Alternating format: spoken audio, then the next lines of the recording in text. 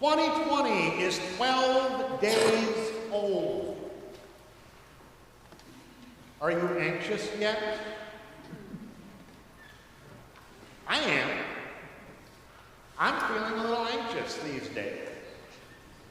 I was out of town for most of last week at a conference with other UCC ministers, and we were trying to focus on the business at hand and enjoy one another's company, but it was hard not to be troubled by rumors of war in the air.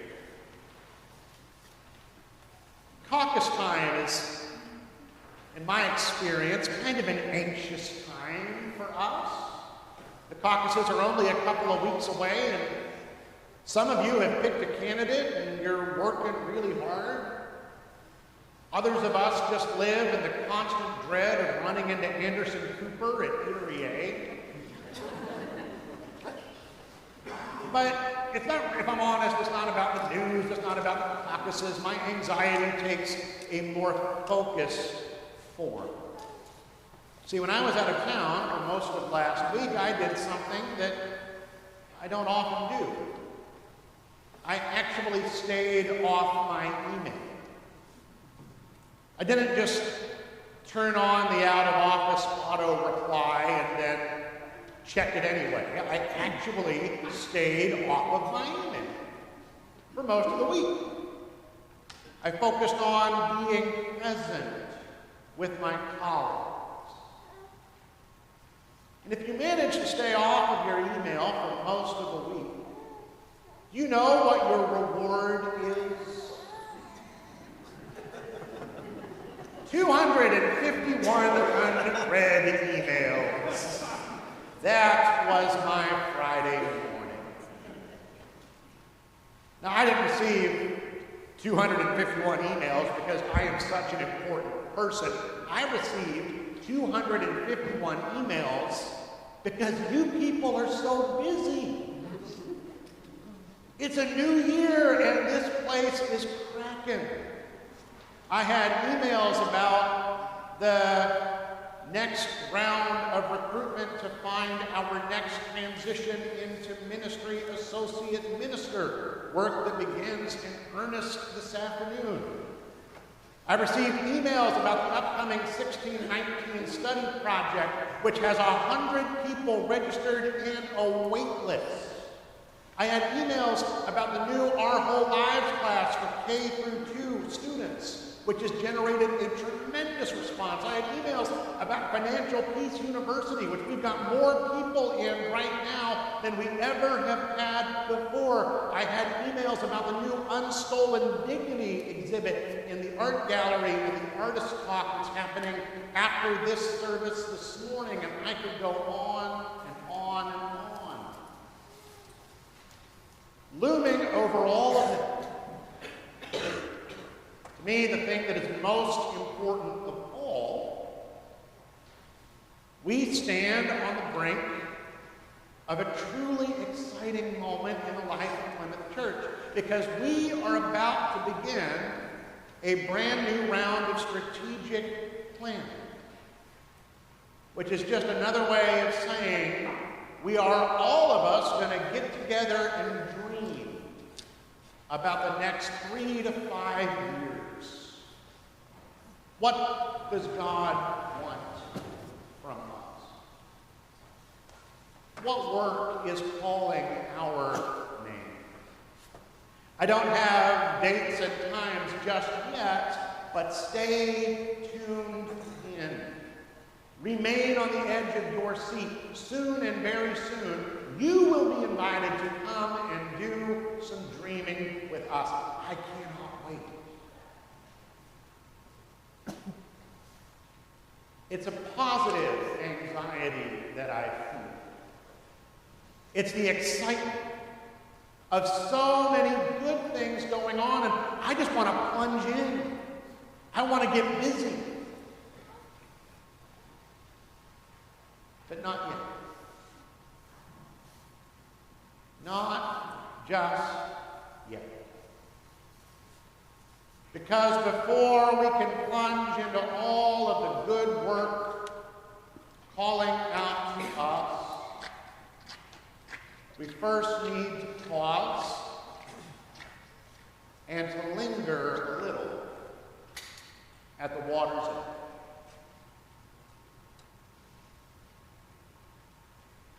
The water's edge is where we find John this morning. John the Baptizer. We met him back in Advent before he was born, when his mother Elizabeth and Jesus' mother Mary got together when both of them were pregnant to sing and encourage each other. John is a cousin of Jesus. They probably grew up playing with one another in family reunions and backyard barbecues, getting together from time to time. But John is the baptizer. See, John knows that something big is about to happen, that God has got something new in store for God's people. And John's role is to get people ready for what God is about to do. So the way that he does that is to go out into the wilderness and to stand at the edge of the Jordan River and invite people to be baptized. To be baptized in the Jordan River as a sign of their commitment, as a sign of their willingness to be part of what God is about to do. John was wildly successful at this. Crowds flocked to receive baptism. But it seems that John was a little shocked when he spotted cousin Jesus among the masses. John was not expecting this, but here comes Jesus along with everybody else, presenting himself to be baptized. For reasons I do not entirely understand, John tries to talk Jesus out of it. No, you shouldn't baptize. I don't baptize you, you baptize me. This isn't right. Jesus says, no, it is. John wrote, along with all the others in the Jordan River, Jesus is baptized. Then for Jesus, something happens. He comes up out of Jordan's water, and the sky is open, and the Spirit descends, and a voice speaks, "This is my Son, the Beloved, with whom I am well pleased." That's what Jesus hears. That's what the Spirit says at the water's edge.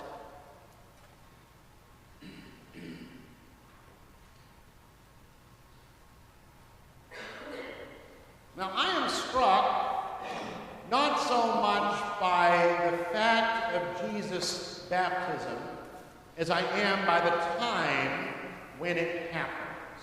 Not the what, but the when of Jesus' baptism is the thing that jumps out at me, because it's only the 3rd chapter of Matthew's Gospel. Jesus hasn't done anything yet.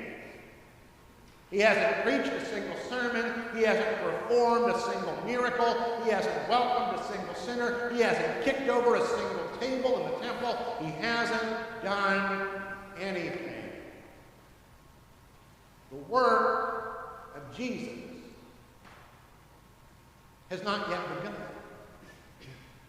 And when John tries to talk Jesus out of doing this, Jesus says, "Let it be so now, for it is proper for us in this way to fulfill all righteousness." Now, what that says to me is that Jesus knows something. He knows it's not enough to jump in and get busy. He knows it's not enough to start crossing things off the to-do list. He knows that before any of that happens, he must first have absolute clarity about who he is. The work will be no good. He will be of no use if it is not rooted and grounded in the certainty that he is God's beloved child, the one with whom God is well pleased. The work will wait until Jesus can get clear about that. That's why he begins at the water's edge.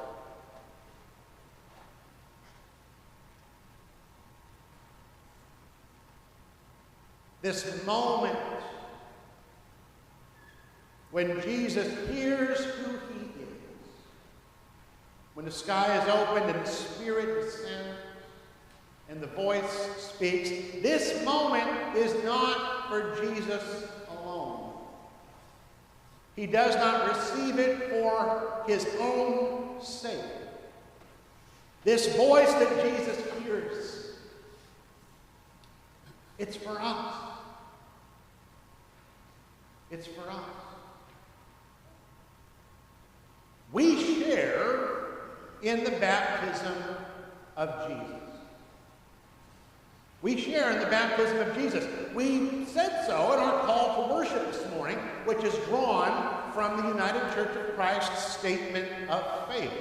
God calls us into the church to share in Christ's baptism. What happens to him in Jordan's waters happens to each and every one of us. The Spirit says, "You are my child, the beloved. With you I am well pleased."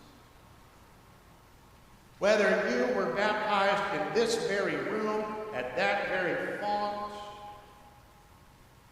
or like me in a freezing cold backyard swimming pool, or anywhere else, these words were spoken by the Spirit over you. You are God's child, the beloved, the one with whom God is well pleased. And friends, here at Plymouth Church, when we speak those words, wherever your path leads you from this font, wherever you go, whatever is next, we have spoken those words and we will never take them back. Never.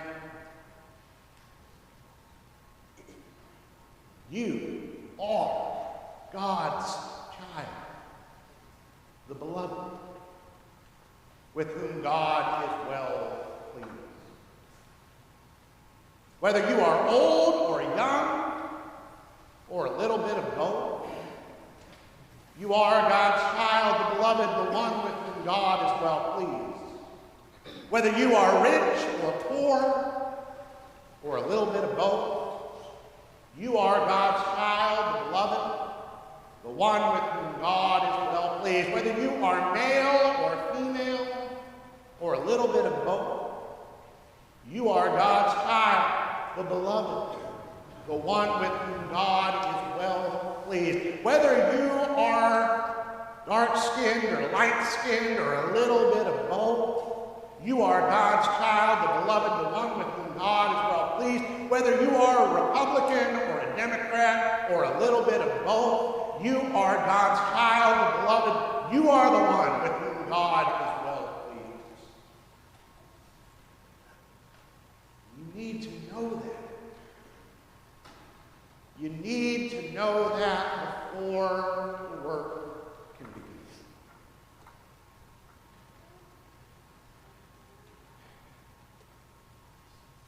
We've got good things to do, Plymouth Church.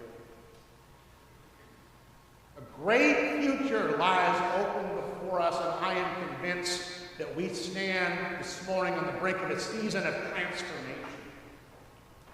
We're not going to be the people that we used to be. God has got something new in store. But it begins. It can only begin when we remember that we are God's children, the beloved, the ones with whom God is well pleased. It can only begin at the water's edge.